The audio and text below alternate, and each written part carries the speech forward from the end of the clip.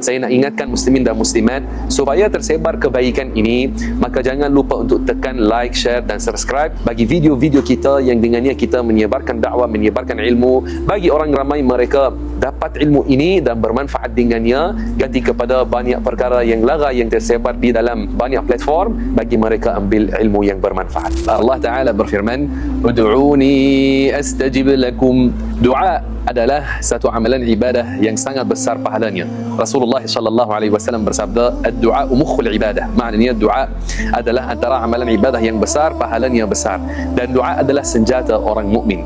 Doa ini amalan yang sangat baik dan jangan ditinggalkan sepanjang malam-malam Ramadan. Pada malam-malam Ramadan ini, pastikan pada setiap malam memperbanyakkan doa. Memperbanyakkan doa. Antara doa yang kita boleh baca adalah yang ramai orang kita hafal, Rabbana atina fid dunya hasanah wa fil akhirati hasanah wa qina adzaban nar, Rabbana la tuzigh qulubana ba'da idh hadaitana wa hab lana min ladunka rahmah innaka antal wahhab. Ini antara kebanyakan doa Rasulullah sallallahu alaihi wasallam. Doa ini Rasulullah memperbanyakkan membuat doa dengannya. Jangan ditinggalkan. Dan juga antara doa yang kita boleh baca pada malam-malam Ramadan adalah doa ini, Allahumma qsim lana min khasyatik ما تحول به بيننا وبين معاصيك ومن طاعتك ما تبلغنا به جنتك ومن اليقين ما تهون به علينا مصائب الدنيا اللهم متعنا بأسماعنا وأبصارنا وقوتنا ما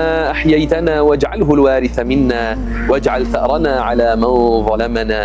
Dan antara doa yang kita boleh baca pada bulan Ramadan, yang ini As-Sayyidah Aisyah radhiyallahu anha telah tanya kepada baginda, apakah saya kata jika saya melihat tanda-tanda Lailatul Qadar? Maka baginda mengajarkan dia untuk dia kata, Allahumma innaka afuwun karim tuhibbul afwa fa'fu anni.